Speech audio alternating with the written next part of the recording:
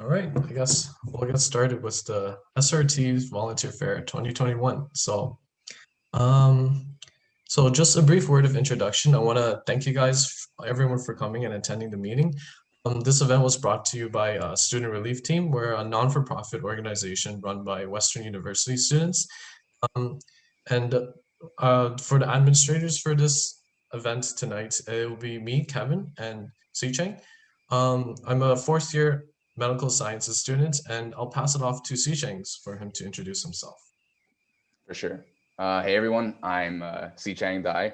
I'm a fourth year physiology student and co-coordinator for the Student Relief Team's outreach division, and I handle the organization of face mask and mask strap deliveries to the London region. And we'd like to thank the outreach members for their hard work in making this fair a reality, and all the organization representatives for really taking the time out of their day to be here. It definitely wouldn't have been possible without all of you. And we'll pass it back to Kevin now, who will be talking to us about today's agenda. All right, thank you, Si Cheng. So before we go into the agenda, I just want to briefly outline that the volunteer organizations for tonight's event, many of them are listed here actually on the SRT London Volunteer Directory. So this was an initiative initiated back when last year in around June and May, where we wanted to collect together in various student organizations or student-friendly volunteer organizations in London that are recruiting for remote volunteering and such. So if you're interested in some other organizations available, you can go to www.studentrelief.ca, and we have the volunteer organization. And some of the speakers are from the volunteer directory itself. Also want to let everyone know that our talk project has recently been released on our website, and we're excited to announce that the peer support division will be providing 7 days a week, 4 p.m. to 12 a.m., a safe space for students to talk, reach out.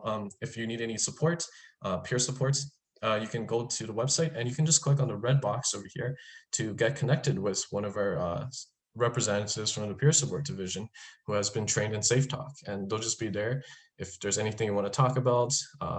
Yeah. All right, so before we get started, we just want to get to know a little bit more about the audience here today. So we're going to have some icebreaker polls. So the first question is, where are you right now?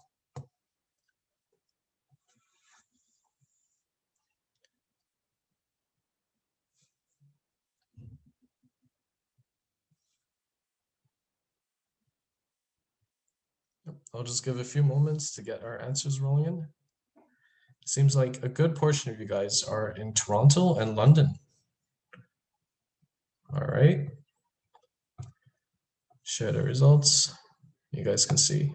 We actually have more people living in London, in Toronto right now than in London, which goes to show the importance of, I guess, remote volunteering, because we can't do a lot of in-person stuff as well, for sure. Perfect. And then I'm just going to launch the second question. Where did you hear about this event?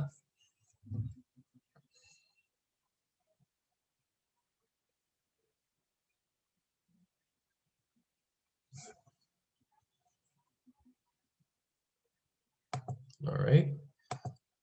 A good portion of you guys came from Facebook and other places. That's interesting. It's good to know where you guys learn about our events so that we can keep promoting those avenues. Perfect. Thank you. All right, so I just want to give a warm welcome to the 4 organizations here today, which is On COVID-19, ACE Learning, Creative Connections, and Good Neighbor Project. All right, so for the volunteer fair agenda, so we'll be moving into the second section now, where we'll have the guest speakers speak for roughly around 5 minutes, and then we'll have a question period after each guest speaker. So we'll start off with On COVID-19, ACE Learning, Creative Connections, and then Good Neighbor Project. So just wanted to let you know that there'll be a brief question period after each guest speaker, and you can ask questions directly to the speaker. So if you want to ask the question orally, you can raise hand in a mode, and then a moderator, either me or Si Cheng, will instruct you to unmute and be able to verbalize the question to the presenter. If you want to do it by text, you can also type it into the chat box, and we'll say the question out loud. Okay, perfect. I'm going to stop screen sharing and pass it off.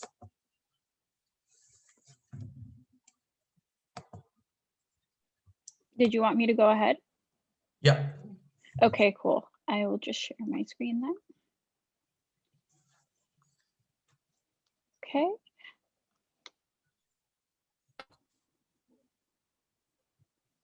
Okay, great. Can you hear me? Yep, I can hear you. Okay, sorry, my headphones just died. I'm a bit of a mess. And also I'm using a hotspot, so I'm not able to use my video at the moment, but hopefully you can see my screen. So I am Emma, and I'm the volunteer director for the On COVID-19 project.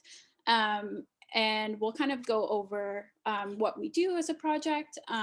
But I know the whole premise of this volunteer fair is that we are a virtual organization and we are a cross Canada organization. So we definitely have opportunities for all of you folks who are looking to get involved. And as you can see at the bottom of this slide, we like to harness the potential of young people, which include millennials and Gen Z in our definition. And we do that through social media to talk about COVID-19 information that's credible, concise, and Canadian. So the what and why of what we do, we empower and engage young Canadians to stay informed, take up action, and champion change in the time of COVID-19. And our vision to do that is to mobilize young people with creative, equity-oriented, and informative social media content that will lead to a needed establishment shakeup and a more progressive society. So how do we do that? We do that through Instagram mostly. We're also expanding to other platforms like Twitter and hopefully later TikTok. But right now we're mainly on Instagram. And the reason that this project was established was because we felt that there was a lack of COVID-19 information targeting millennials and Gen Z. A lot of the messaging from the government was very much for older folks. So, for example, what do you do if you live alone and you want to mix with another household? What do students do? At the beginning of the pandemic, that wasn't very clear.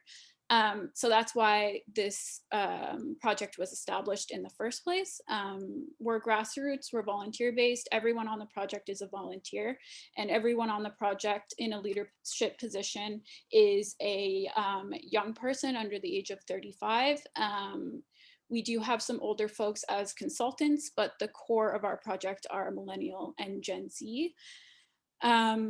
So our two components are to help young Canadians minimize their risk of contracting and spreading the virus, especially since a lot of young people work in the service industry and they can't stay at home and just isolate. And the second is to create a meaningful opportunity for millennials and Gen Z to contribute to the pandemic response.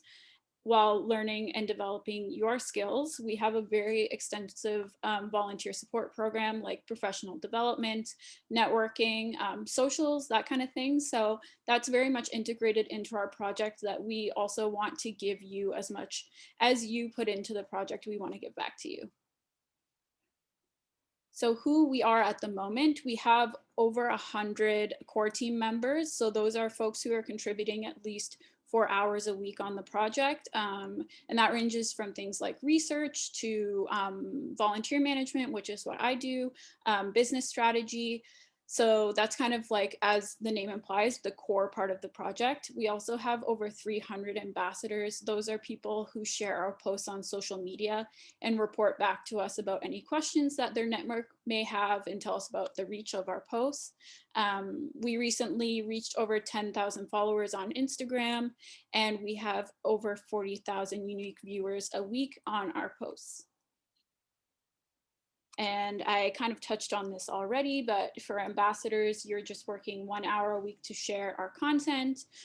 For content associates, which are researchers, design, the people who design our posts, editorial associates, that's 5 to 6 hours a week. And then for strategy and business associates, that's 6 to 8 hours a week. So those are kind of the commitments for the entry level positions time-wise.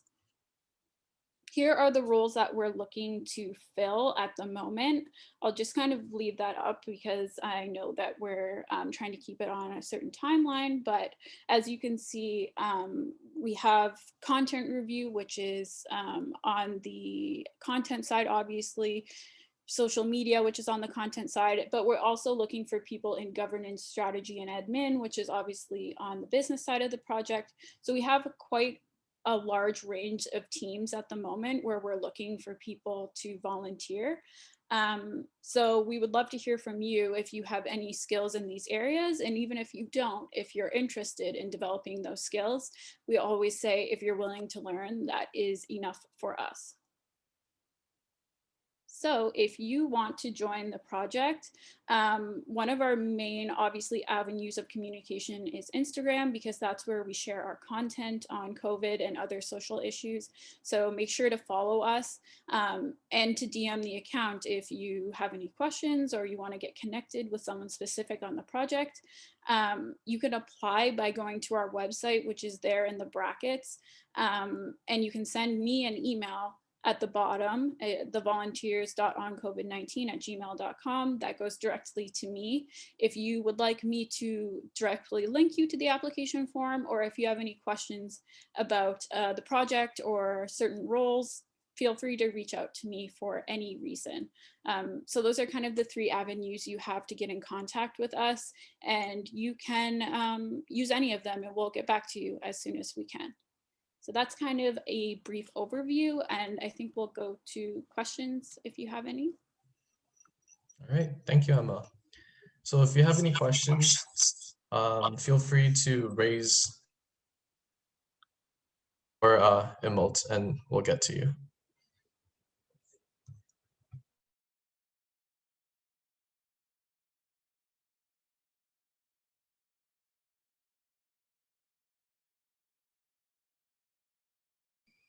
I had a quick question actually, just to confirm something. So there's no like physical location. It's you're purely operating virtually, right? Yeah, that's correct. We're fully virtual. An interesting connection though is that the founder of the project, her name's Sam, she's actually a Western graduate. So it was founded in London, but we don't have like a physical office or anything like that. We're completely a virtual project. I see. Okay, thank you. No problem. If I am done, I'll stop sharing. Sorry. Yeah, perfect. Thank you, Emma. Okay, Yeah, so at the end of the meeting, we'll compile all the different links together, and then we'll make a separate post for you guys to be interested and apply as well. Thank you, Emma. Perfect. So now we're moving on to ACE Learning. So could the representative of ACE Learning share the screen?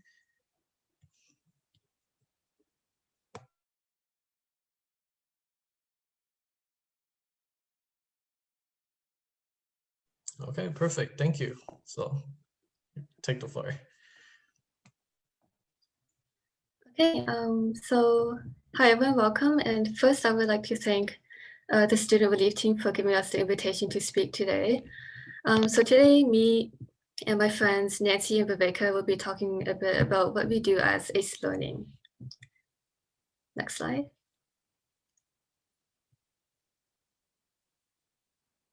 Okay, so who are we? So we are a group of university students, and we started this project back in May of 2020, right in the middle of the pandemic. And we really started this because we noticed that a lot of students, particularly in elementary school, were having a lot of trouble adjusting to the online learning environment. And because a lot of adults, a lot of parents had trouble balancing the responsibilities of helping their child learn and with work, we really wanted to do something to contribute to the pandemic during this time. And so we started this organization where volunteer tutors can help out students in grades 1 to 8. And so a little bit about what does ACE stand for. A stands for ask. So we really want to create a welcoming environment for students to ask about anything, whether it's school related or anything else, even about the pandemic. And then for C, we want our volunteer tutors to create their own lesson plans. And this was important, especially during the summer when there wasn't a lot of homework. So we allowed tutors to create their own tailored lesson plans that would be best suited for their student. And then E stands for engage.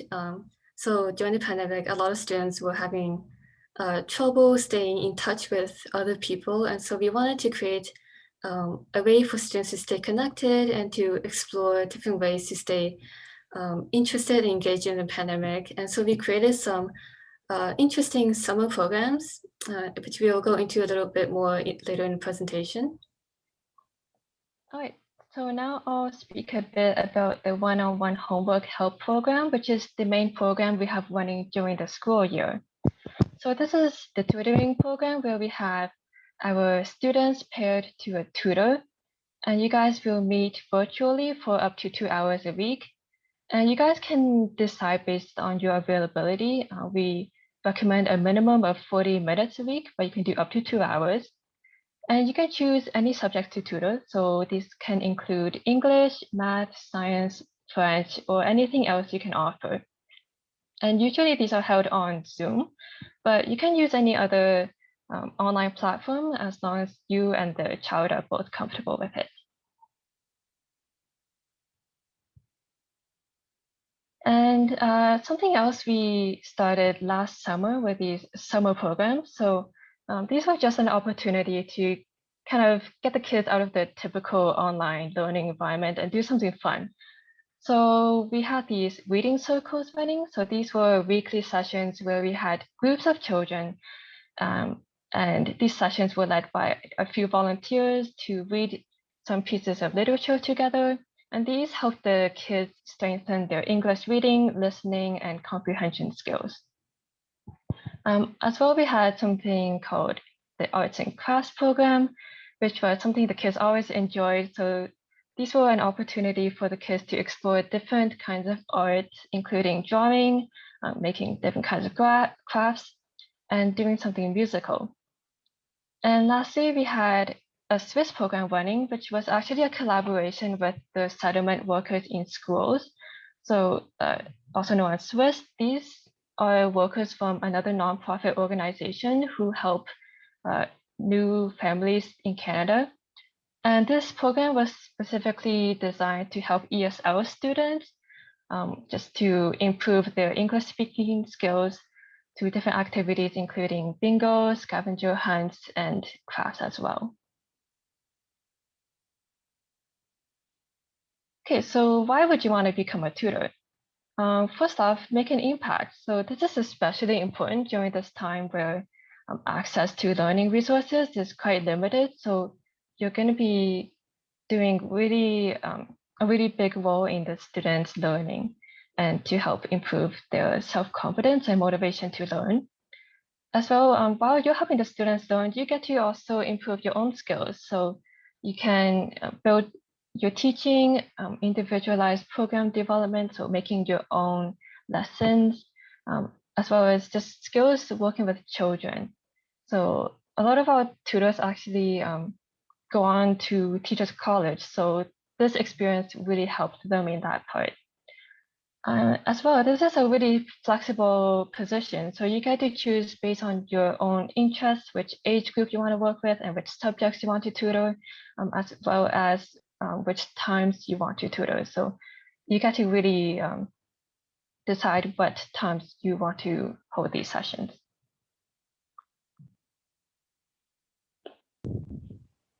So hopefully this is all looking really exciting so far, and you're wondering how to join. You can visit us on our website, acelearningonline.com. And once you fill out the application form, we will email you for a virtual interview. Once you're accepted into our program, you have to provide a police check and a reference, and we will offer a training workshop for you. Once we're done that, we will give you a match and you can start tutoring a student. We've had a lot of students and tutors tell us that it's a really great program and given us great feedback.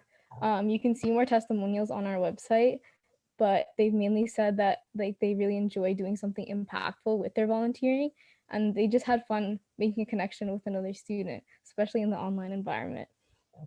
So hopefully you're interested in learning more and you can add us on our socials.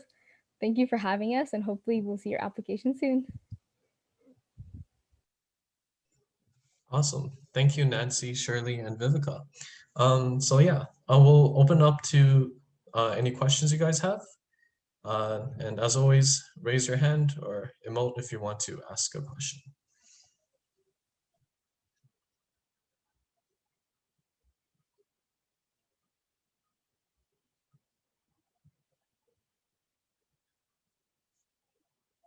Okay. I actually had another question, if Oh, you go don't ahead.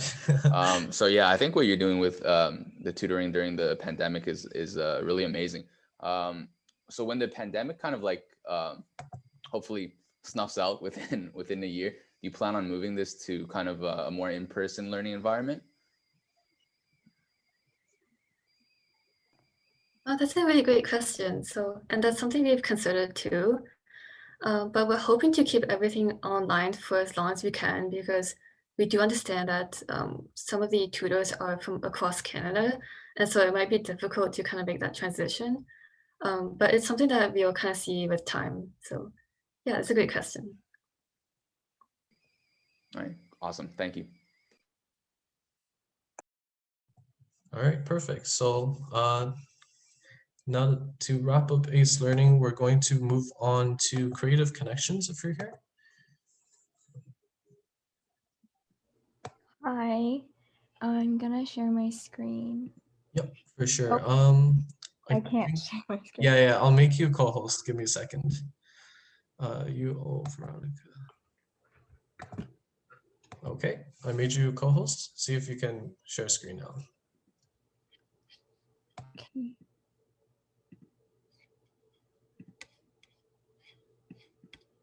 Okay. Oh, awesome. Okay, so I guess first of all, to introduce myself, my name is Veronica, and I'm from the University of Ottawa. I'm currently a first-year medical student, and I'm here with Sean. Does Sean want to introduce himself too? Hi everyone, my name is Sean and I'm a first-year medical student at the University of Ottawa. And we are both senior executives at the Creative Connection, and Veronica is going to start off with the presentation.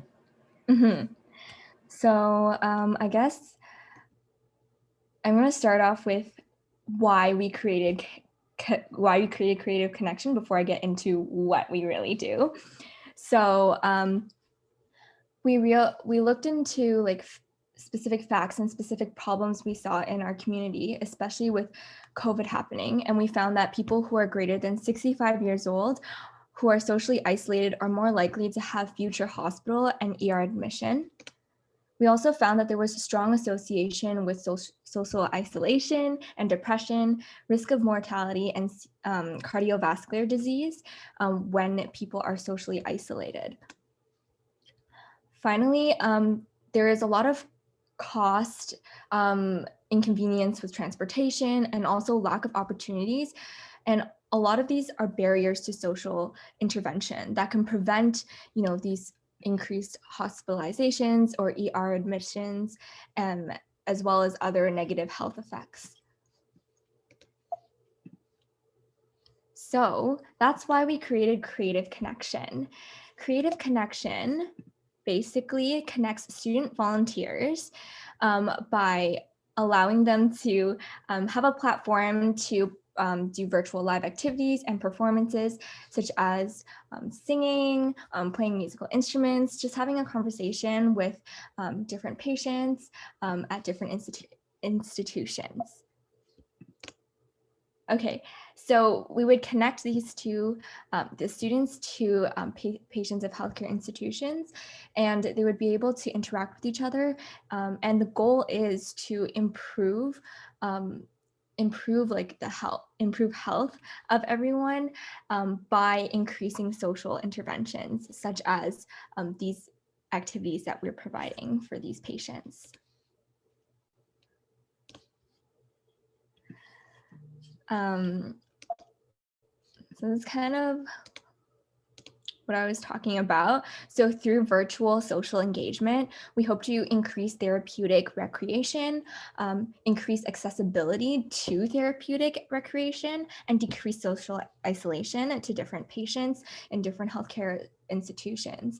And the reason we started in the beginning was because of COVID, which exacerbated and kind of heightened these barriers towards social engagement. And so we started this, but now that we see that there is a lot of need in different institutions, and we hope to continue this even after COVID. And we want to provide these services virtually even after COVID. The goal is for social care everywhere. All right, so what have we currently done? So we have worked with over 15 plus healthcare institutions. So this includes long-term care and healthcare facilities across Toronto, Ottawa, Calgary, Vancouver, London, and Windsor. And there are many, many more on the waiting list. And that is why we would like to recruit more volunteers to help increase social care for everyone. So we have had over 175 plus volunteers, and these include volunteers from high schools, universities, university students, as well as medical students. And we've been able to provide these services to over 750 plus residents and since May 2020. So it's been really exciting, and we hope that you can join our team. All right, I'll take it from here.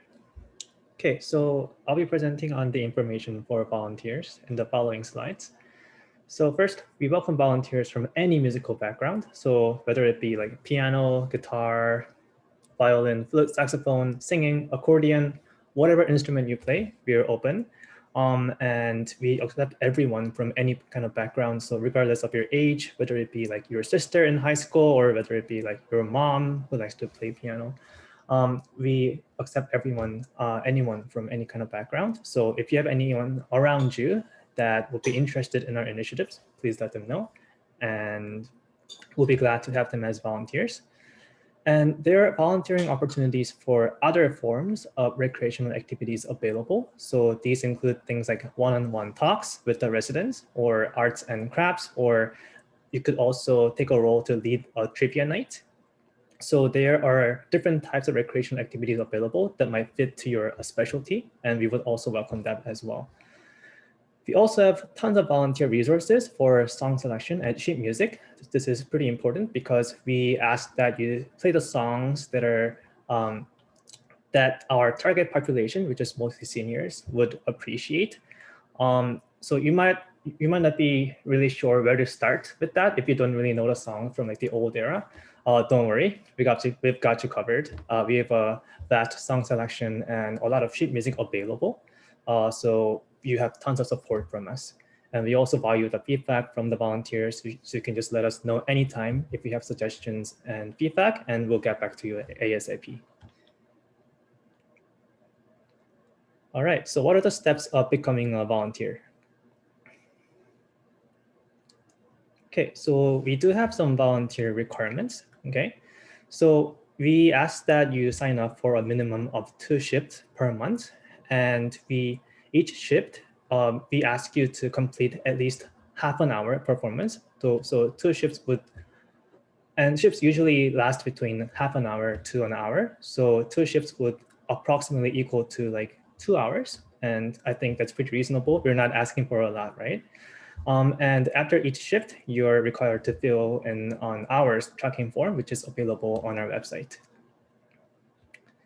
Okay, so as for the sign-up form, you can visit our website, and the link's right there, www.creativeconnection.ca. And you can go to the volunteer tab on our website, and you can access our volunteer Google sign-up form. And once you have filled out the sign-up form, we're gonna send you instructions as to how to sign up for your shifts, which we'll cover in the next slide. Okay, so once you sign up to volunteer, we're gonna send you an invitation link to the Google Calendar where you can sign up for shifts. So on the screen, you see that there are different time slots available on our Google Calendar, right? So if you click on like each each time slot, you're gonna able to see like the contact information for the institution that you're interested in performing at. Okay, so you'll be able to send an email to that institution saying, "Oh, I'm interested in playing for your residents on this date at this time," and you'll include your name, your phone number in case they need to contact you, and the most important thing, the link to the virtual meeting. It could be like any platform that you prefer to use, like Zoom or like Google Meet. Okay. Okay, so what can you get out of this? Well, I would say a very fulfilling volunteering experience. As Veronica mentioned at the beginning, seniors and hospital volunteers, they're groups of individuals that have been most disproportionately affected populations in the current COVID-19 pandemic, right? A lot of recreational programs across nursing homes and healthcare institutions have been canceled, and a lot of homes are not able to engage their residents in a lot of the activities that they were able to, that they used to be able to in the pre-COVID era. By becoming our volunteer, you are bringing essential joy and energy into the lives of these individuals, and you're basically playing a vital role in ensuring their mental well-being. And after each performance, like seeing the smiles on the faces of people and hearing them thank you, it's such a fulfilling volunteering experience, huge sense of accomplishment. Okay, and we are also happy to provide references or verify information as long as you have completed at least 10 shifts with us. And I would say this would be a pretty unique entry on your CV as well. Okay. Yeah, so that's who we are. And we hope that you would consider volunteering with us. So you can find our information on the website over there. And you can also find us on social media, Facebook, Instagram, and the info's right there on the slide. We'll take any questions you may have. For sure. Thank you, Sean and Veronica, for your presentation on Creative Connections. It really sounds like you have some very special organization to really support the patients and a lot of people. And social support is often underestimated, but super valuable, especially just visiting patients. As I recall working like in a hospital, just going one-to-one and talking to them helps a lot. So yeah, I'll open up to any questions. If you have a question, please raise your hand or emote.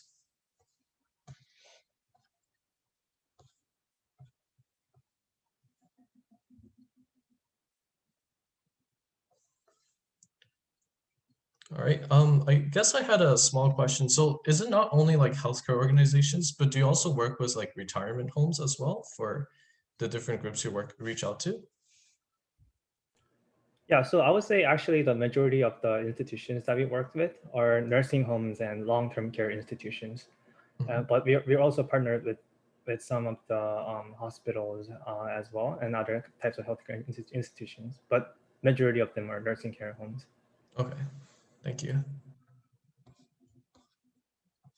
All right. Hi, I have a question. Okay, go ahead. Hello, correct me if I'm wrong, but I'm under the impression that you guys seems to put a lot of emphasis on musical performances. Like, is that true? Like, or do you guys allow other kinds of performances? And if not, like, what is the reason for emphasizing on musical performances, I guess?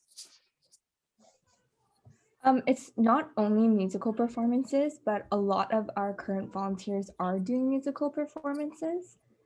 But you can, like, there are other opportunities as well. I guess Sean can also expand on that a little bit more. I think it depends also on the homes and what they want. So Sean can expand on that. Yeah, like Veronica said, we are open to all forms of performances. I guess we are doing music because it's like a form of recreation that can like transcend generations, and you're able to connect easily through the power of music, right? So that's why we decided to go mainly with music. But like I said, we have the other types of activities available. Would there be like a certain type of like performance that you would be interested in? Maybe that's something for us to chat about later. But thank you for letting me know. Yeah, so feel free to reach out to us anytime and we'll be happy to answer your questions. Okay, thank you, thank you. No problem. All right. Any last questions? Okay, perfect. Thank you so much, guys. Thank you Thanks for for having having us, us. guys.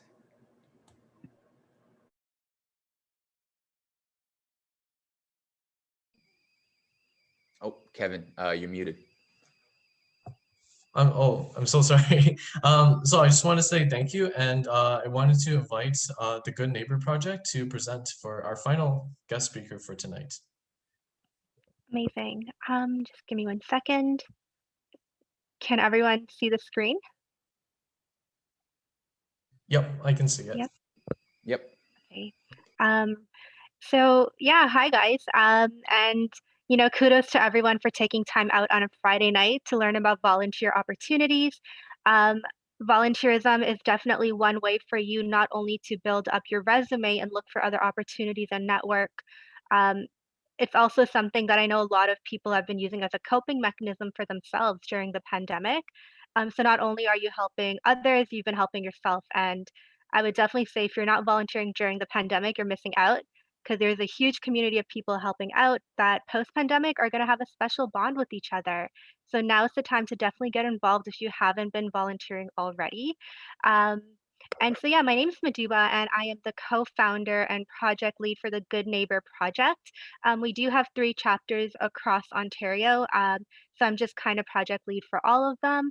And I'm also joined by Ritva. Are you here, Ritva? Yeah, Hello? so hey There you guys, go. I'm Ritva. I'm the hotline lead for the London chapter actually, and I'm really happy to be here today to share some insights. Yeah. So we're talking about the Good Neighbor Project. Our website is www.goodneighborproject.com. Check us out. Um, There we go. So to give you like very high level of who we are and what we do as a project, we're a volunteer network. So we started on March 15th as a reaction to the lockdowns that were happening.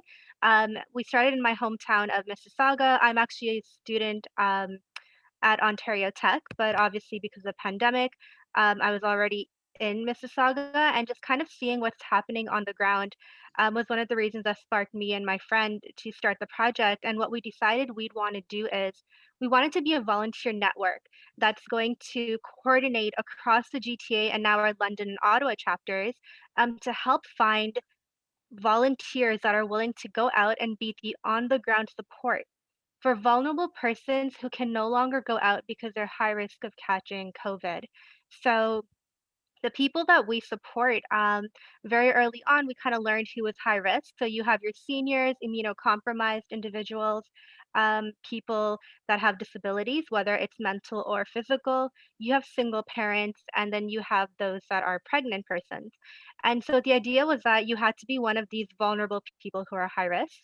And then at the same time, you don't have anyone else to help you. And so we were trying to figure out in the chaos and the pandemic, who kind of needs the most help.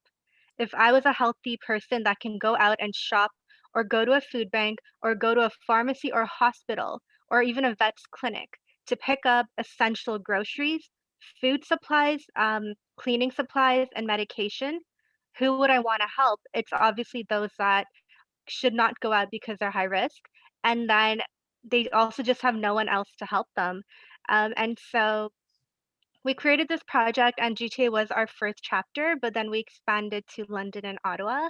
And Ritva will tell you a little bit about the London chapter before I get into the GTA chapter. Yeah, so we started the London chapter a little bit after the GTA chapter in 2020.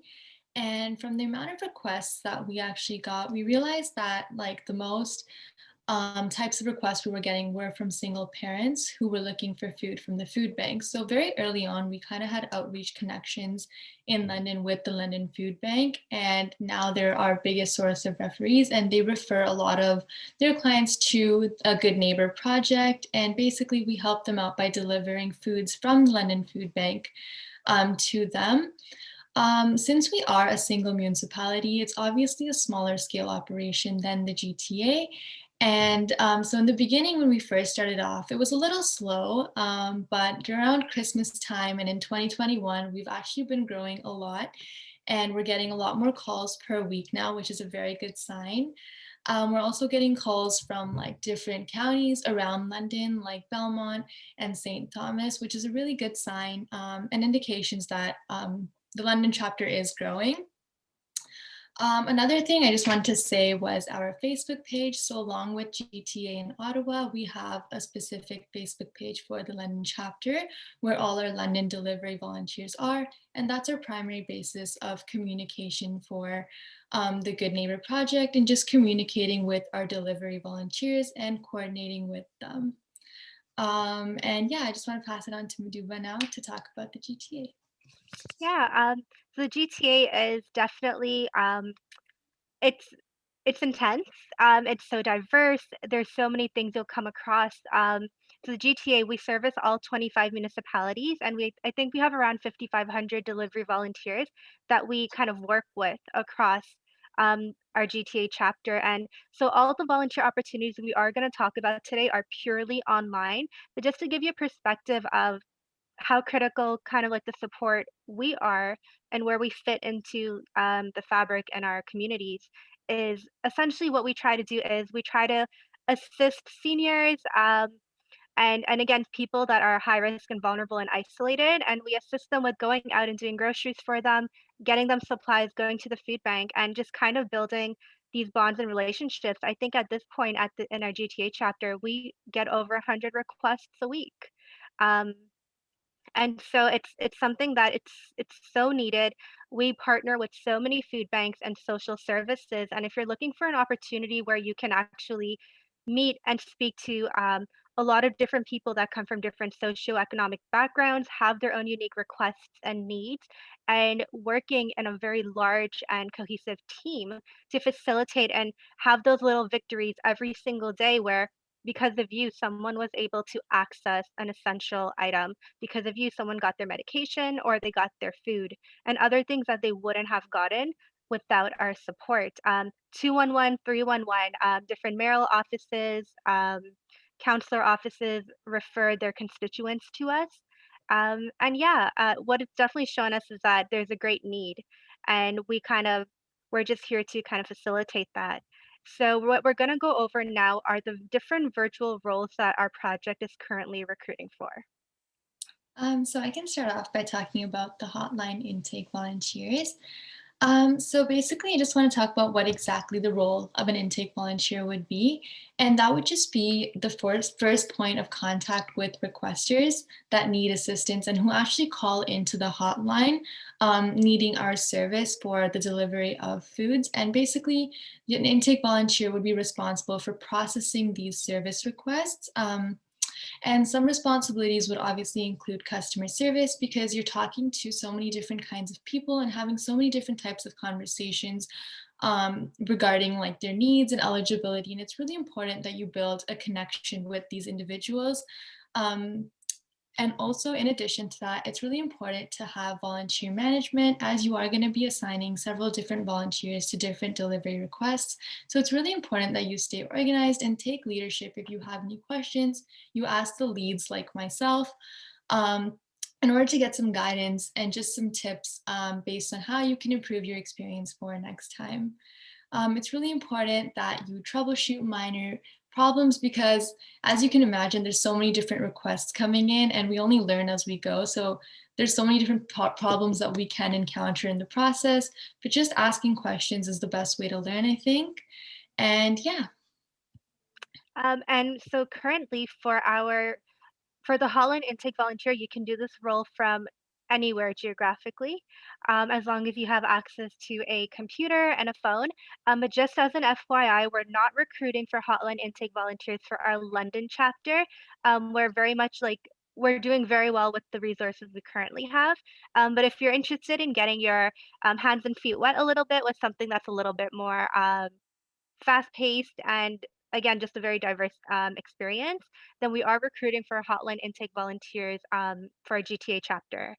So just putting that out there. um, the hotline intake volunteer role is the only one that's chapter specific. Everything else is just project wide. So the other roles we're recruiting for is social media coordinator. We have different social media platforms that we operate. And so we're kind of looking for someone that'd be able to like say, you know what, I'm really good at Instagram and I know how to work reels and analysis and I know how to like do great stories and posts. And I'm interested in kind of like running this for GMP. And so if that's you, then that might be something that interests you. Special projects coordinators, the very interesting thing about our project is it gives us so much information about what's happening on the ground. What are the needs? We currently have some additional initiatives and services that are in development. We're done the research and development phase, and now we're kind of building it. Um, because we were able to hear about isolation issues and other mental health issues and just other things that people are experiencing. There are special projects coordinators. If you're a personality where you're like, you know what, I have an idea and I kind of want to help build something. I've never built an idea from the ground up and launched it. Then this role would be something that you might be interested in, where we have a couple of ideas that we want to work on. But if you're someone who wants to do something for the pandemic, we're very flexible and we can get things going. So that might be something you're interested in. Outreach support is really a role for if you're someone who's interested in networking with organizations, um, whether they're social services, nonprofit, corporate offices, mayor and governance offices, and things like that. Um, or research and analysis. If you're someone who loves Excel, we play with a lot of data that we collect through all of the phone calls we take. Um, and yeah, so if you're someone who's interested in just networking and building relationships, outreach might be for you. And then graphic designer and video editor, if you have a passion for great graphics and you want to build that and you want to create that, we're always looking for more graphic designers and video editors to join our team. Um, and yeah, so that's pretty much it for our presentation. If you have any questions, would love to answer them. But just to cap off, we're very much just on the ground. We're very operational. We're very like, hey, there's an issue, there's a barrier, and we're physically going to remove it. And it only happens because of the incredible team that we have that works together on a daily basis, um, virtually.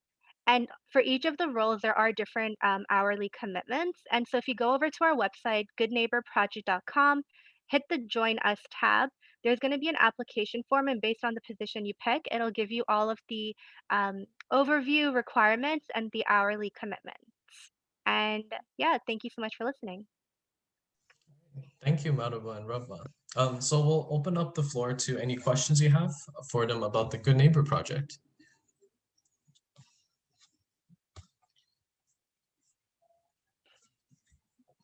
So yeah, as always, if you have a question you want to ask, feel free to raise a hand or enroll.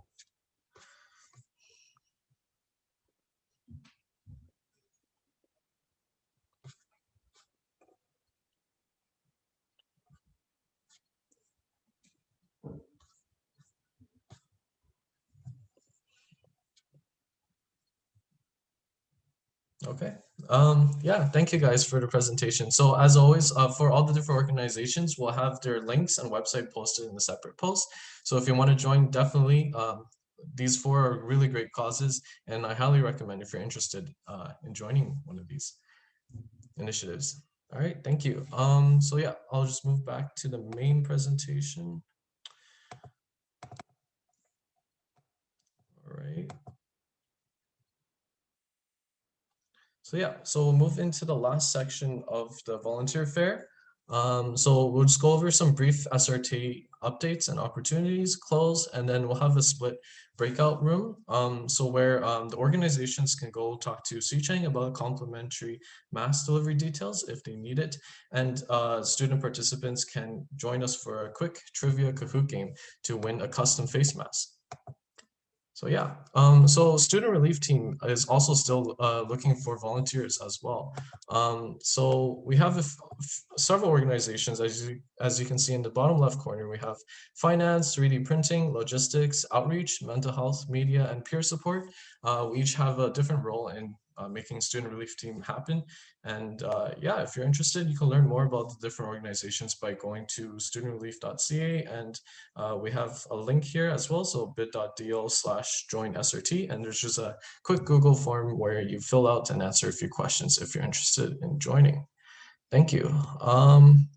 Yeah, so I just wanted to give a warm thank you to all the guest speakers and the attendees today. Having everyone come on a Friday night is not easy, so I really appreciate you guys for coming out and making this event happen. And you know, hopefully you learned something new about some organizations you might be interested in joining. All right, so I'm going to start some breakout rooms. So for student participants, please click on room 1.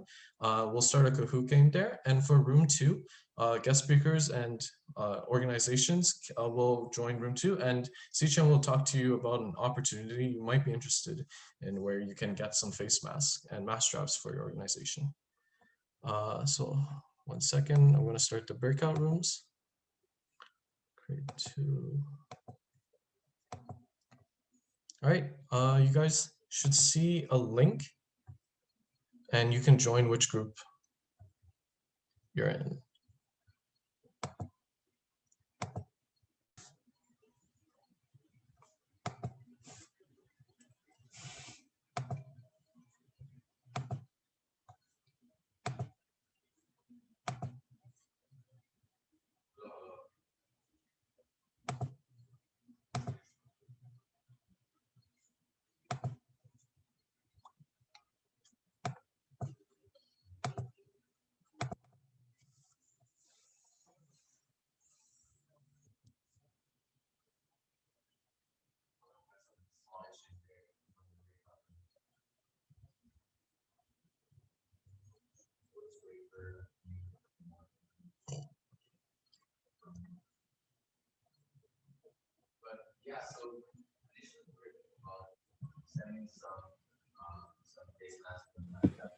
Are you supposed to join? I'm not sure. Because you guys submitted 2 of the questions, right? Yeah. Yeah, like, sure.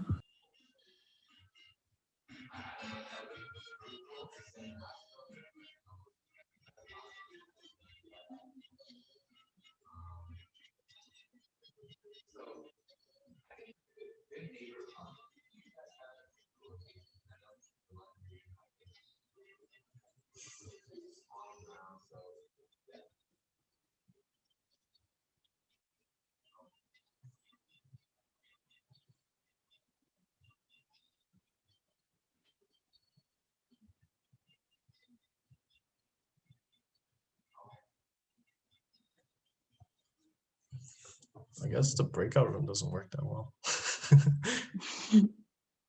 Because a lot of the people attending are SRT people. Yeah. Wait, We is missed out. everyone? We Sorry, missed go out on ahead. our. It's okay. We missed out on our important target audience of keen pre-meds that are in Yeah. 1st or 2nd year.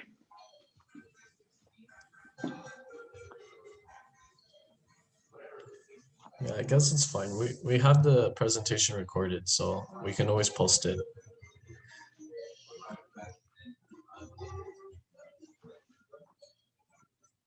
Okay, I'm probably, if there isn't like a normal person that's non Normal person.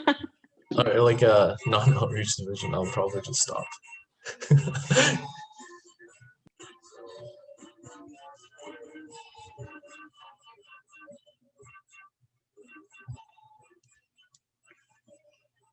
All right, I guess we won't be playing Kahoot. Womp womp womp. I'll save it for another time where we can use it for like some kind of social or Fantastic something. questions. Yeah. You guys had some good questions. The piano ones was nice. Basketball. All right, so I have to join the other. What are they doing in there again? I zoned out a bit. Oh, in the group, the second one, Sicheng is talking about like a mass strap delivery. Cool. But it Are doesn't. we leaving this one? This. I guess we can leave. Yeah. Okay. Thank you guys for coming. No problem.